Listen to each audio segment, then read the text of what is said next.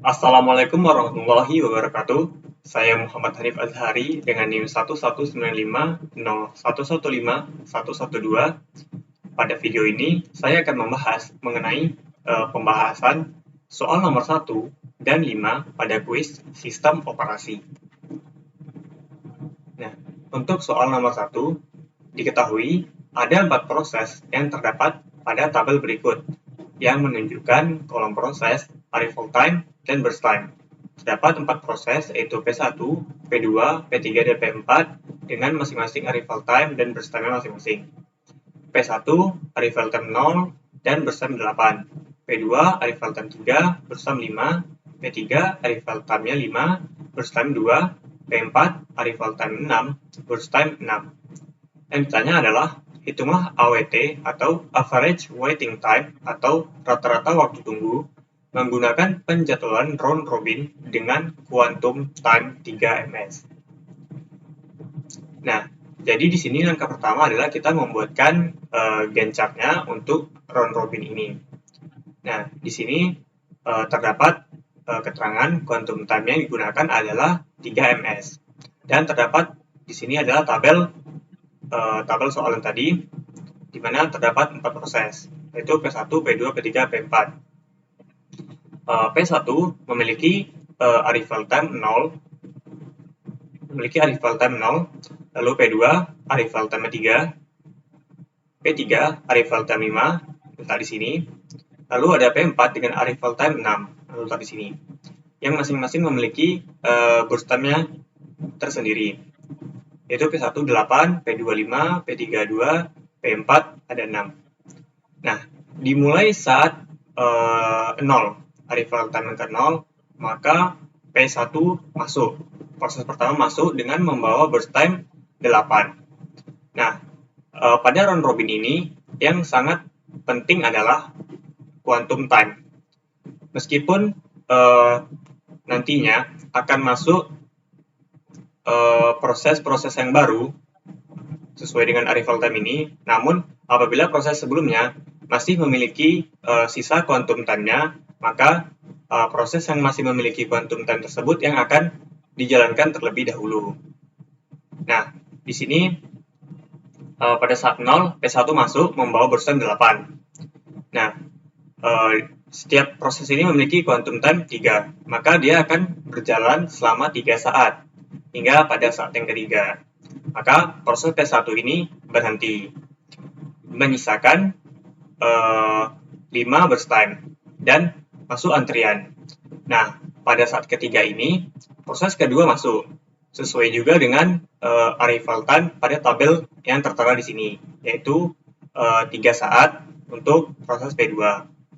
Nah, di sini proses P1 masuk antrian karena telah berjalan selama 3ms, berdasarkan quantum time yang telah ditentukan.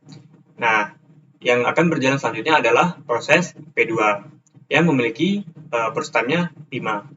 Maka akan berjalan selama 3ms sampai pada saat yang ke-6. Nah, pada saat yang kelima ini sesuai dengan tabel P3 datang pada saat ke-5. Namun, di sini P3 masuk antrian. Mengapa tidak dijalankan? Karena seperti yang sudah saya katakan, pada round robin ini tergantung dengan quantum time-nya. Di sini yang masih berjalan adalah P2 memiliki burst time 5 dengan quantum time 3. Maka proses P2 ini akan diselesaikan hingga 3 saat pada saat ke-6. Yaitu 3 ditambah 3 adalah 6. Maka dia akan berhenti pada saat yang ke-6 untuk proses P2. Nah, di sini proses P3 masuk karena dia pada arrival time adalah yang kelima. Namun, dia belum dijalankan, masih masuk ke dalam antrian. Nah, selanjutnya pada saat yang ke-6, P2 selesai untuk dijalankan. Itu adalah 3ms pada saat yang ke-6 ini. Nah, maka sisa dari P2 adalah 2. Karena dari 5 dikurang 3 yaitu 2. Maka P2 masuk antrian. Nah, pada saat yang ke-6 ini juga masuk proses yang keempat, P4, karena sesuai dengan tabel arrival time adalah 6. Nah, maka di sini masuklah P4. Namun, P4 ini masuk dalam antrian karena proses sebelumnya yaitu P3 masih mengantri. Nah, P3 dululah yang akan dijalankan. Maka P3 berjalan membawa burst time 2. Hingga karena saat P3 ini hanya membawa burst time 2, maka dia tidak memerlukan quantum time maksimal karena hanya 2 ms. Maka dia selesai diproses pada saat yang ke-8. Maka yang tersisa di sini adalah P4, P1, P2. Nah, di sini yang dijalankan adalah proses P4. Nah, yang sebelumnya mengantri. Di sini P4 berjalan, lalu P1, P2 masih mengantri sebelumnya. P4 dijalankan, yang membawa burst time 6, lalu dijalankan hingga 3 ms sesuai dengan quantum time. Maka di sini proses dari saat ke-8 ditambah 3 yaitu pada saat yang ke-11, maka proses P4 berhenti. Nah, proses P4 berhenti, proses P1 naik untuk dijalankan kembali hingga 3 ms, 3 saat. Hingga saat yang ke-14, maka P1 berhenti, menyisakan 2. 5 dikurang 3 adalah 2. Maka di sini pada saat yang ke-14, P2 yang naik. P2 naik, lalu pada saat yang ke-16 dia habis, tidak memerlukan quantum time sebanyak 3 karena dia hanya memiliki burst time 2. Maka pada saat yang ke-16 P2 telah selesai diproses. Nah, dari sini P4 naik kembali, lalu berjalan sebanyak quantum time yaitu 3 ms, lalu habis pada saat yang ke-19. Lalu yang terakhir adalah P1. P1 akan dijalankan hingga saat yang ke-21 karena dia hanya memiliki burst time 2. Nah, begitu. Jadi pertanyaan adalah hitunglah AWT, average waiting time, atau waktu tunggu menggunakan penjadwalan round robin dengan quantum time 3 ms. Nah, untuk menghitung waiting time sendiri atau waktu tunggu, untuk P1 adalah 0 ms. 0 ms di sini adalah di mana dia masuk untuk diproses pertama kali. Nah, jadi di sini adalah 0 ms ditambah 11 dikurang 3 ms. Jadi 11 ini adalah di mana proses P1 kembali dijalankan untuk yang kedua kalinya. Dan 3 ms adalah di saat di mana dia mengantri pertama kali, yaitu pada saat yang ketiga. Jadi 11 dikurang 3. Ditambah 19 dikurang 4 ms. 19 ini adalah di mana proses P1 dijalankan untuk yang ketiga kalinya. Jadi dari 0, 11, dan 19. Nah, pada yang ke-19 ini dia dijalankan untuk yang ketiga kalinya. Dikurang dengan 14, yaitu mengantri untuk yang kedua kalinya, setelah sebelumnya mengantri pada saat yang ketiga. Maka 0 ditambah 11 dikurang 3, ditambah 19 dikurang 4, hasilnya adalah 13 ms. Untuk P2, yaitu 3 dikurang 3 ms. Nah, ini sama seperti P1, karena dia masuk langsung dijalankan. Maka dari itu, dia adalah 3 dikurang 3, hasilnya adalah 0 ms. Karena P1 dan P2 masuk pertama kali dan langsung dijalankan saat itu juga. Nah, lalu ditambah dengan 14 dikurang 6. 14 di sini adalah di saat dia dijalankan untuk yang kedua kalinya, dan 6 adalah saat di mana dia mengantri untuk yang pertama kalinya. Jadi di sini adalah 14 dikurang 6 adalah 8. Nah, untuk P3 yaitu 6 ms dikurang 5 ms. Nah, P3 merupakan proses yang paling singkat karena dia diproses pada saat yang ke-6 dan mengantri pertama kali pada saat yang ke-5. Jadi 6 dikurang 5 sama dengan 1 ms. Untuk P4 yaitu sama dengan 8 dikurang 6, itu 8 dikurang 6 pertama kali diproses pada saat ke-8 dan mengantri pertama kali pada saat yang ke-6.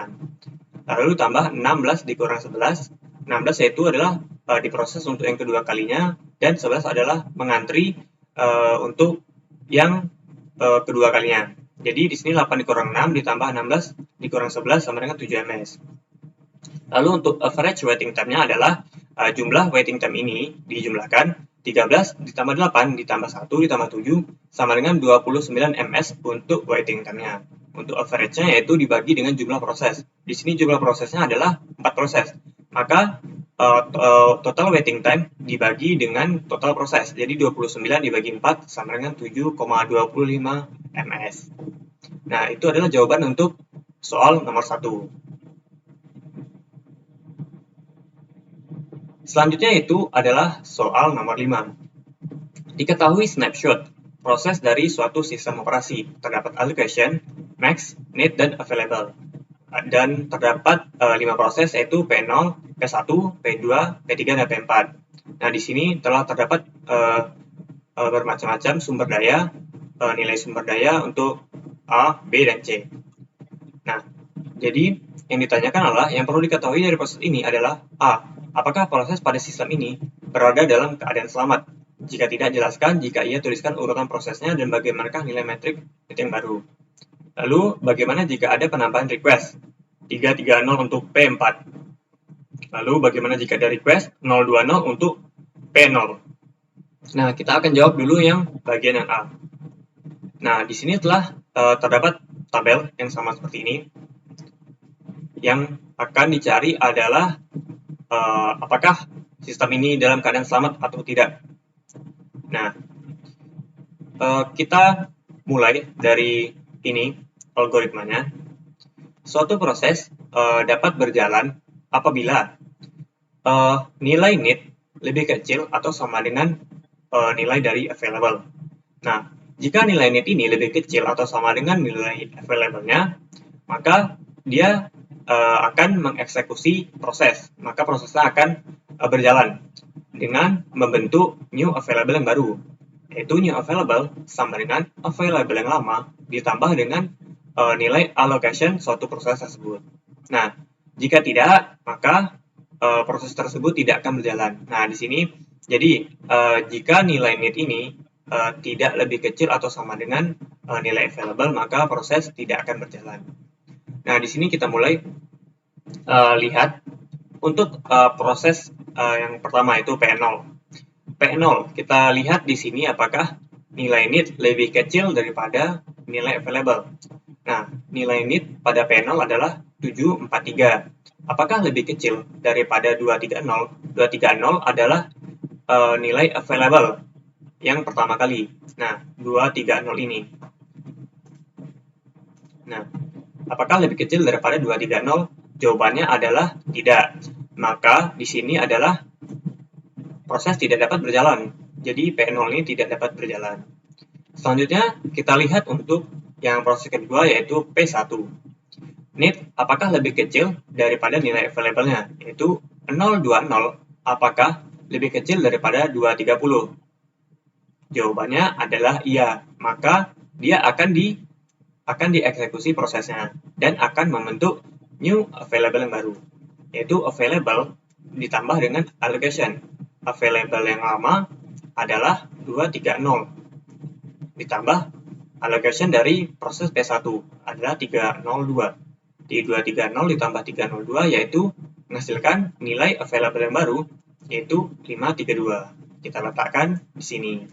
Kita tulis di sini 532. Selanjutnya untuk proses ketiga yaitu P2. Nah, untuk need-nya adalah 600. Apakah lebih kecil daripada available? Nah, available dipakai adalah available yang baru. Jadi available yang lama ini tidak dipakai lagi dan yang akan dipakai untuk patokan selanjutnya adalah available yang baru didapatkan yaitu 532 yang ini. Nah, apakah 600 lebih kecil atau sama dengan 532? Jawabannya adalah tidak. Maka P2 ini tidak bisa dieksekusi lebih lanjut. Selanjutnya adalah untuk proses P3. Proses P3, proses selanjutnya ini. Lalu kita lihat 011 untuk need-nya, apakah lebih kecil daripada available yang baru didapatkan ini, 532? Jawabannya adalah iya. Maka dia akan diproses dan membentuk available yang baru, yaitu available yang lama, 532, masih 532, ditambah dengan allocation-nya. Allocation dari P3 adalah 211. Jadi 532 ditambah 211 hasilnya adalah 743. Jadi di sini kita tulis nilai available baru 743. Nah, setelah P0, P1, P2, P3 selesai, Setelah selesai, selanjutnya adalah P4. Untuk P4, yaitu NIT-nya 431, apakah lebih kecil daripada 743? Jawabannya adalah iya. Dan dia akan membuat new available sama dengan 743 yang ini ditambah dengan allocation-nya 002 menghasilkan 745. Maka kita tulis di sini available yang baru adalah 745.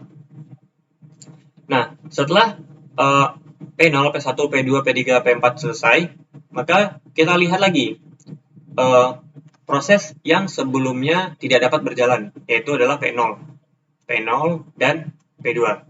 Di sini kita tes lagi 743 karena tadi telah terdapat nilai available yang baru yaitu 745. Lalu kita cek lagi, apakah 743 ini lebih kecil daripada 745? Jawabannya adalah iya. Nah, di sini barulah proses P0 dapat berjalan, yaitu dengan membentuk new available baru. 745 ditambah dengan allocation dari P0 yaitu 010, yaitu 745 ditambah 010 menghasilkan available yang baru yaitu 755. Kita tulis di sini available yang baru. Nah, selanjutnya adalah untuk P2 yang sebelumnya tidak dapat berjalan. Di sini nilai NIT-nya adalah 600 dan nilai available yang terbaru adalah 755. Nah, 600 tentu saja lebih kecil daripada 755. Maka prosesnya dapat berjalan dan akan membentuk new available yang baru, yakni 755 ditambah allocation-nya 302, yaitu hasilnya adalah 1057. Nah, maka di sini telah selesai proses P0 sampai P4 sudah dipastikan dapat berjalan. Nah, jadi apa yang ditanya tadi? Apakah sistem ini dalam keadaan selamat?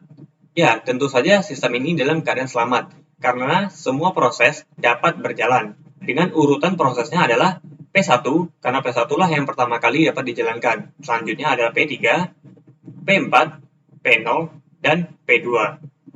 Nah, sistem dalam keadaan state selamat dan memenuhi kriteria safety. Pada proses ini terbentuk nilai available yang baru. Sebelumnya adalah hanya 230 dan yang terbaru adalah membentuk yang ini. Bertambah nilai available yang baru. Nah, selanjutnya yang B. Bagaimana jika ada penambahan request 330 untuk P4? Nah, di sini tentu saja memakai ketentuan dari resource request algorithm. Nah, jika ada permintaan pada proses tertentu, maka request-nya dapat diproses dengan beberapa syarat. Ada dua syarat utama yang harus dipenuhi, yaitu yang ini dan ini. Apakah request itu lebih kecil daripada need? Apakah request itu lebih kecil daripada available? Nah, jika yang kedua ini telah terpenuhi, maka dapat membentuk nilai available yang baru, allocation yang baru, dan need yang baru. Dengan rumus available sama dengan available yang lama dikurang request, allocation yang baru yaitu allocation yang lama ditambah request. Need yang baru, need yang lama dikurang request.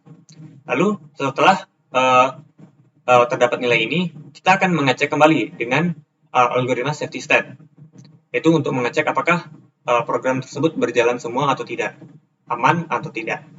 Nah, di sini penambahan request 330 untuk P4. Nah, P4 ada permintaan penambahan sumber daya 330. Nah, yang pertama kita cek adalah apakah nilai request ini lebih kecil daripada nilai need-nya. Nah, di sini request-nya adalah 330. Untuk need dari P4 adalah 431. Nah, apakah 330 yang lebih kecil daripada 431? Jawabannya adalah iya. Nah, selanjutnya untuk syarat yang kedua, request lebih kecil atau sama dengan available. Di sini request 330, available-nya adalah 230. Nah, tentu saja di sini tidak nilainya salah. Yaitu 330 ini tidak lebih kecil daripada 230. Jadi, jika salah satu syarat ini tidak terpenuhi, maka request penambahan sumber daya 330 untuk proses P4 ini tidak bisa dilakukan. Nah, selanjutnya adalah bagaimana jika ada request 020 untuk P0. Nah, masih sama, cuman yang diubah adalah untuk proses P0, penambahan 020 untuk P0 ini. Nah, di sini P0 ada permintaan penambahan sumber daya 020. Kita cek apakah 020 ini request lebih kecil atau sama dengan need. Need dari P0 adalah 743. 020 lebih kecil daripada 743. Jawabannya benar. Request apakah lebih kecil daripada available? Requestnya adalah 020. Available-nya adalah 230. Nah, maka 020 ini lebih kecil daripada 230. Jawabannya adalah iya. Nah, maka setelah ini dapat dibentuk nilai available yang baru, yaitu available yang lama dikurang request. Nah, available yang lama adalah 230 dikurang dengan requestnya adalah 020.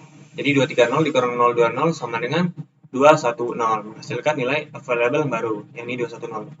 Lalu allocation yang baru, allocation yang lama ditambah request 010. Nah, ini nilai allocation yang lama ditambah dengan request. Di 010 ditambah 020 hasilnya adalah 030. Ini adalah allocation yang baru. Dan ini adalah nilai need. Need yang baru ini didapatkan dengan need yang lama dikurang request, yaitu need yang lama adalah 743. 743 yang ini lalu dikurang dengan request, menghasilkan 723 untuk nilai need yang baru. Nah, didapatkan tabel yang baru dari permintaan penambahan sumber daya 020 untuk P0 ini. Jadi untuk P0 ini, untuk allocation, available, dan need-nya telah berubah.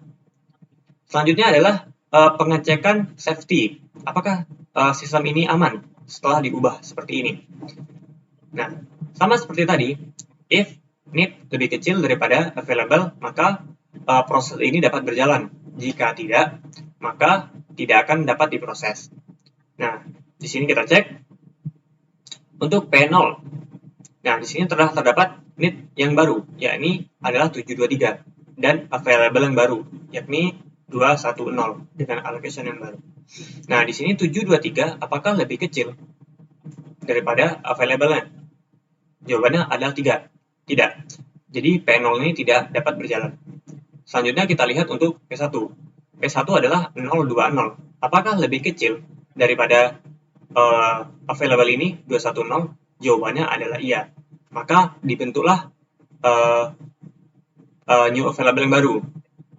Karena P1 ini dapat berjalan, maka dibentuk new available sama dengan 210. 210 ini adalah available yang lama ditambah dengan 302. 302 adalah allocation dari P1.